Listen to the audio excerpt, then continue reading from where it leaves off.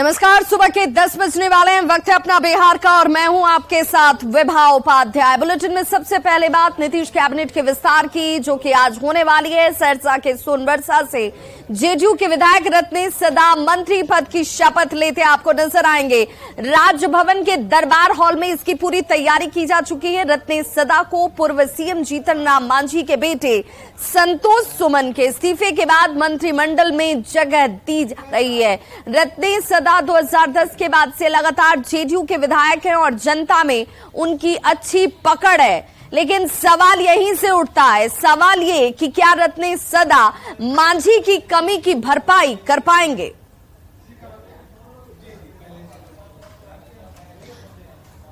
तो सवाल यही कि क्या जीतन राम मांझी की भरपाई रत्नेश सदा कर पाएंगे। रत्नेश सदा आपसे थोड़ी देर में राजभवन में शपथ लेते हुए आपको नजर आएंगे और उसके बाद आज कैबिनेट का विस्तार भी होना है।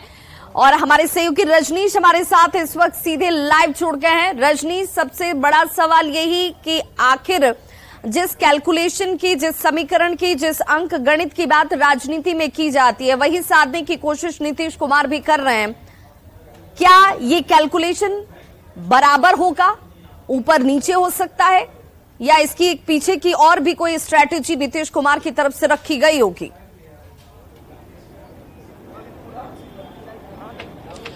विभा, बिल्कुल आपने सही सवाल किया है। और बता दें कि नीतीश कुमार भी कहा जाता है कि राजनीति के चाणक्य कहे जाते हैं। और नीतीश कुमार ने अगर किसी चेहरा को चुना है और रत्नेश सदा पर अगर दाव लगाया है, तो निश्चित रूप से नीतीश कुमार समझ सकते हैं कि रत्नेश सदा जो है संतोष मांझी का या जीतन राम मांझी का किस तरह का विकल्प हो सकते हैं। और विकल्प के तौर पर ही जो सोनबरसा के जो विधायक हैं 3 बार से रत्नेश सदा, उनको जो है मंत्री बनने का तोहफा दिया जा रहा है। एक बार पुनः हम तस्वीर दिखाना चाहेंगे राजभवन की, कि देखिए राजभवन में अब हलचल तेज हो गई है। कुछ ही देर बाद CM Nitish Kumar, deputy CM Tejashwi Yadav समेत तमाम जो कैबिनेट मिनिस्टर हैं जिन्हें आमंत्रण दिया गया है, वो अभी पहुंचेंगे। और सुरक्षा कर्मियों ने अभी से ही मोर्चा संभाल लिया है, क्योंकि 10:30 बजे का वक्त दिया गया है जब राज्यपाल राजेंद्र विश्वनाथ अर्लेकर पद और गोपनीयता की शपथ दिलाएंगे। लेकिन कहा जा रहा है कि रत्नेश सदा जो है काफी सुलझे हुए व्यक्ति हैं और पहली बार उन्हें मंत्री बनाया जाएगा, क्योंकि आगे जो है लोकसभा चुनाव है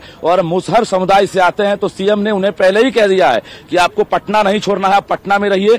इसका मतलब इशारा था कि आपको मंत्री बनाया जा रहा है। और आज वो घड़ी आ गई है। जो समर्थक हैं, देख सकते हैं रत्नेश सदा के, किशनगंज से, कटिहार से, सहरसा से, तमाम इलाके से यहाँ पर फूलों का गुलदस्ता लेकर स्वागत करने के लिए पहुंचे हैं। हम बात कर लेते हैं, कहां से आए हैं? बिल्कुल, कितनी खुशी है इन्हें रत्नेश सदा के नाम के चयन को लेकर। हमारा नाम हुआ दीपक रजक और रत्नेश सदा जी हमारे राजनीतिक गुरु भी हैं। वो जिस समय प्रदेश, इतनी खुशी हो रही है रत्नेश सदा मंत्री बने। रत्नेश सदा जी के खुशी होने से हमें बहुत अपार खुशी है और माननीय मुख्यमंत्री साहब का हम आभार व्यक्त करते हैं कि हमारे राजनीतिक गुरु को उन्होंने मंत्री के रूप में चुना। आपके राजनीतिक गुरु हैं रत्नेश सदा। बताइए, ये फूलों का गुलदस्ता लेकर आए हैं आप, ये उम्मीद थी कि मंत्री बन जाएंगे? जी सर, आज हम आप एक चीज बताना चाहेंगे सर कि 2010 में हम घर पर थे। उस समय हमारे अभी जो माननीय मंत्री बनने के लिए जा रहे हैं, उस समय वो प्रदेश अध्यक्ष थे मेरे लिए, पूरे बिहार के लिए। तो उस समय हम घर में थे और हम सब्जी खरीद रहे थे, बोल रहे थे कि बलराम मैंने तुमको जिलाध्यक्ष बना दिया। चलिए, बहुत अच्छा ठीक है। और तो जिलाध्यक्ष बनने के खुश हैं। ये गुलदस्ता अभी सौंपेंगे, स्वागत करेंगे राजभवन के अंदर। अभी कुछ ही देर बाद शपथ ग्रहण समारोह होगा और निश्चित रूप से तमाम जो मंत्रीगण हैं वही मौजूद रहेंगे। विधानसभा अध्यक्ष, विधान परिषद के सभापति और खुद सीएम नीतीश कुमार रहेंगे। दूसरी तरफ बता दें कि सीएम ने पहले ही अंदेशा लगा लिया था कि जीतन राम मांझी पहले से इशारा दे रहे थे कि हो सकता है कभी भी वो इस्तीफा दे सकते हैं। और जीतन राम मांझी ने अपने बेटे के साथ वित्त मंत्री विजय कुमार चौधरी के पास पहुंचकर इस्तीफा सौंपा था, जिसके बाद सीएम ने विकल्प तलाश कर लिया और अपने सदा को बड़ा मौका मिला। विधायकी में शामिल हैं और विधायक के तौर पर जनता से रूबरू होते रहे रत्नेश सदा। तो इस बात को लेकर तो कम से कम कोई शंका नहीं है, कोई संशय नहीं है कि लोगों के बीच उनकी पैठ कितनी मजबूत रही होगी, क्योंकि बार बार जनता का भरोसा और प्यार जो है वो दिखता है। ये तस्वीर इस वक्त नजर आ रही है काफिला गाड़ियों का। कौन इन गाड़ियों में सवार है इस वक्त?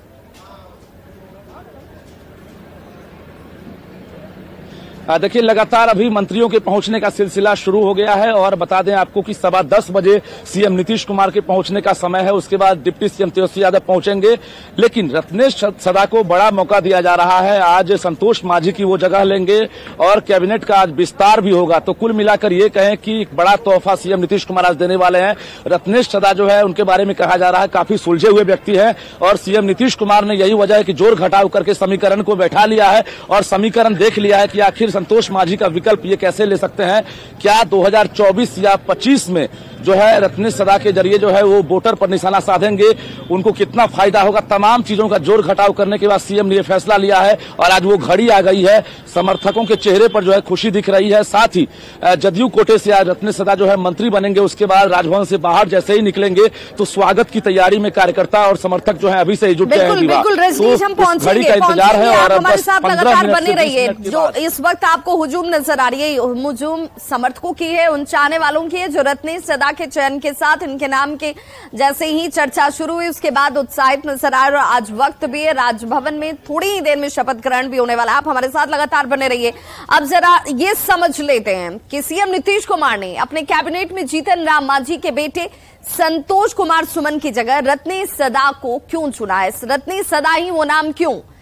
मांझी की भरपाई सदा करेंगे, ये सोच और ये कैलकुलेशन नीतीश कुमार की तरफ से जरूर बैठाया क्या होगा और इसी वजह से रत्नेश सदा का नाम सामने है जो कि 2010 से लगातार विधायक चुने जा रहे हैं। दोनों महादलित समाज से ही आते हैं और इसी महादलित समाज को साधने की कोशिश की जा रही है। मंत्री पद के शपथ ग्रहण से पहले रत्नेश सदा ने मांझी पर हमला बोला, वो बयान भी आप लोगों ने सुना होगा। मांझी पर अपने समाज को ही ठगने का आरोप रत्नेश सदा ने लगाया।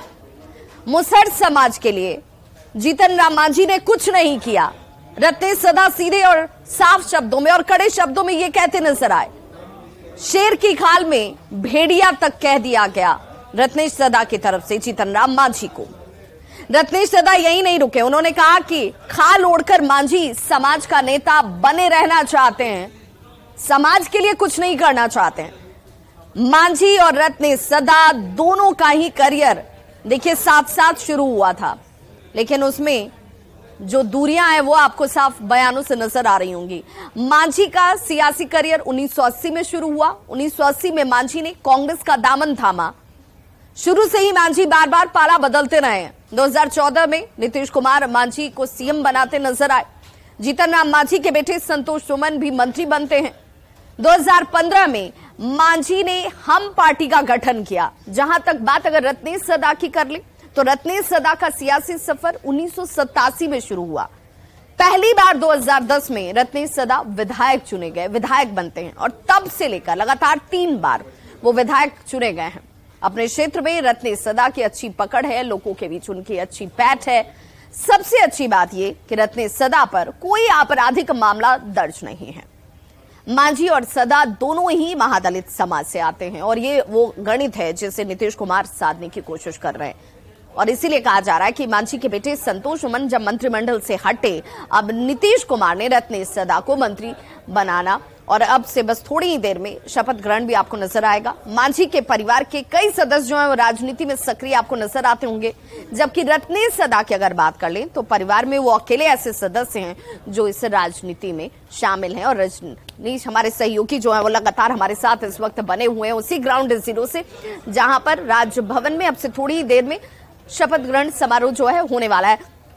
रजनीश, आपके पीछे तमाम लोगों की भीड़ नजर आ रही है जो कि यहाँ पर पहुंचे हुए हैं शुभकामनाओं के फूल के साथ। जरा उनसे भी बात कीजिए, उनके लिए ये मौका कितना खास हो जाता है।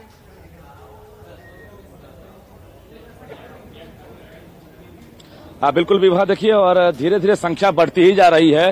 कितना खास है ये पल आपके लिए? देखिए 2024-25 का हम लोग का आज का मुख्य का कार्यक्रम है और आज का दिन हम लोग का बहुत शुभनीय दिन है। हम लोग यहीं से अपना सारा तैयारी करेंगे। बहुत सारे इच्छा होंगे आपके कि ये काम हो जाए, ये काम हो जाए, रत्नेश सदा जब मंत्री बनेंगे तब। जी देखिए, मंत्री बनने के बाद तो इनका हिस्सा पूरा होबे करेगा, लेकिन समाज का भी हिस्सा पूरा होगा, अति पिछड़ा का भी सभी जाति और लोग हैं उनसे बात करते हैं। विवाह हम चूंकि लगातार भीड़ बढ़ती जा रही है, बुजुर्ग भी है यहाँ पर। बाबा ये बताइए कि अब जो वोट और दे रहे थे, तस्वीरें राजभवन की जो है वो हम अपने दर्शकों को इस वक्त दिखा रहे हैं और ये तस्वीर देख लीजिए। ये तस्वीर अपने आप में सब कुछ कहती है और इसी तस्वीर का इंतजार भी किया जा रहा है क्योंकि विजय चौधरी आपको नजर आ रहे होंगे, वित्त मंत्री विजय चौधरी इन तस्वीरों में साफ तौर पर दिखते हुए। और देखिए ये पहली पंक्ति है, जिन कतारों को निर्धारित किया गया है कि पहली पंक्ति में कौन कौन से लोग बैठने वाले हैं, उसके बाद कौन कौन से लोगों की मौजूदगी होगी। हालांकि देखिए सब कुछ तैयारी की जा चुकी है, इंतजार किया जा रहा है यहाँ पर राजेंद्र विश्वनाथ आर्लेकर का राज्यपाल के पहुंचने का और उसके बाद यहाँ पर शपथ ग्रहण की तस्वीर भी नजर आएगी। मुख्यमंत्री नीतीश कुमार बस अब कुछ ही देर में यहाँ पर पहुंचने वाले हैं। डिप्टी सीएम तेजस्वी यादव की मौजूदगी होगी और सियासी लिहाज से 2024 को ध्यान में रखते हुए ये माना जा रहा है कि ये तमाम तैयारियां और कवायदे जो है नाम के चयन के साथ नजर आती हैं। लगातार रजनीश आप इस पर नजर बनाए रखिए, हम इससे जुड़ी हुई हर अपडेट, जानकारी और तस्वीर अपने दर्शकों तक सबसे पहले पहुंचाएंगे। अब सवाल ये कि क्या सदा मांझी की भरपाई कर पाएंगे, ये बड़ा सवाल है और इस पर क्या कहना है सियासी दलों का, सियासी पार्टियों के नेताओं का, जरा वो भी सुनिए। उनके स्थान पर आदरणीय नीतीश कुमार जी किन्हें कब और कैसे मौका देंगे, मंत्री परिषद का विस्तार कब होगा नहीं होगा, यह सब मुख्यमंत्री जी का विशेषाधिकार है। इस पर बहुत सारे लोग अपना पॉलिटिकल एंगल सेट करना चाहते हैं, लेकिन ऐसे मामलों पर प्रतिक्रिया का कोई औचित्य नहीं बनता है। जीतन राम मांझी जी को मुख्यमंत्री की कुर्सी पर बैठाया इसलिए कि जीतन राम मांझी जी डिजर्व करते थे और बाद में उन्हें किस प्रकार से हटाया पूरा बिहार जानता है। मंत्रिमंडल में पहले से रत्ने सदा को रखते तो यह समझ में आता था कि उनका दलित प्रेम है, लेकिन जब मांझी जी के बेटे संतोष सुमन जी को मंत्रिमंडल से बाहर किया तब उन्हें रत्ने सदा की याद आई। यह ढोंग है। ऐसे तो मंत्रिमंडल में किसे शामिल करना है या नहीं करना है, यह मुख्यमंत्री जी का विशेषाधिकार होता है और इन्होंने ऐसा करके एक समाज में भी अच्छा मैसेज दिया है कि जिसकी जो जगह थी वो पूरी की गई। और बात यह है कि मुख्यमंत्री जी की जो सोच है सभी समाज को एक साथ लेके आगे बढ़ने का, वो दिखता है। आदरणीय जीतन बाबू मांझी जी के सुपुत्र श्री संतोष सुमन जी के मंत्री पद से इस्तीफा देने के बाद जो पद खाली हुआ था उसमें माननीय श्री रत्नेश सदा जी आज मंत्री परिषद में शामिल होंगे, मंत्री पद का शपथ लेंगे। आदरणीय नीतीश कुमार जी ने, आदरणीय लालू प्रसाद जी ने जो महादलितों के लिए, वंचितों, शोषितों, पीड़ितों के लिए किया है वो कोई भुला नहीं सकता है, मिटा नहीं सकता है। तो नीतीश कैबिनेट का एक बार फिर से 16 जून यानी आज की तारीख है जब विस्तार होने जा रहा है। इस विस्तार को लेकर बिहार में अटकलों का बाजार भी तेज है। सबका ध्यान कांग्रेस की तरफ है जिसने मुख्यमंत्री नीतीश कुमार से मंत्री पद की डिमांड की थी। सवाल यही है कि क्या मुख्यमंत्री कांग्रेस की डिमांड को पूरी करेंगे।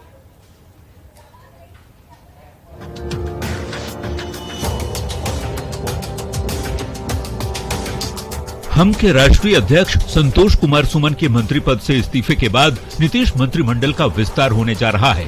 जेडीयू कोटे से रत्नेश सदा मंत्री बनने जा रहे हैं। मंत्रिमंडल विस्तार में अब कुछ ही देर रह गया है, लेकिन बिहार की सियासत में एक ही सवाल तैर रहा है, क्या कांग्रेस कोटे से भी कोई बनेगा मंत्री?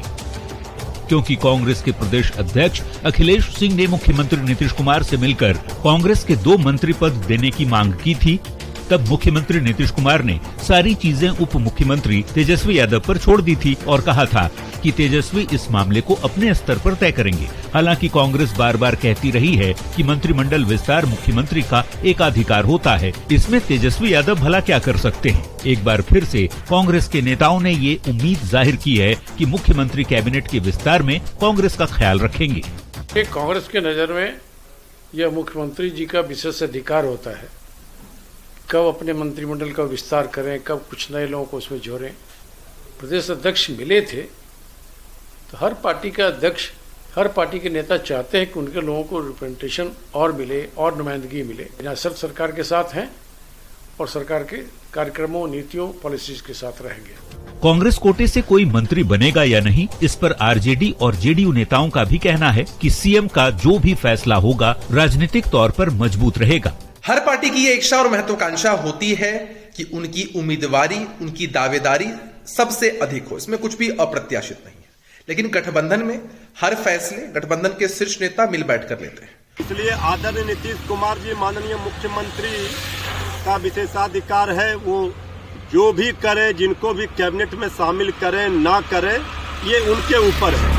कांग्रेस की डिमांड पर बीजेपी को मजा लेने का मौका मिल गया। भाजपा प्रवक्ता मनीष पांडे का कहना है कि यही जेडीयू की फितरत है। देखना यह है कि राहुल गांधी के प्रधानमंत्री बनाने के चक्कर में कहीं इस बार फिर बिहार के कांग्रेसी ठगे नहीं जाएं। कांग्रेस को मंत्रिमंडल विस्तार में मौका मिलता है या नहीं, बस कुछ देर में पता चल ही जाएगा। लेकिन यदि मौका नहीं मिला तो इस मुद्दे पर बिहार की सियासत गर्मा सकती है। न्यूज़ 18 के लिए पटना से संजय कुमार की रिपोर्ट।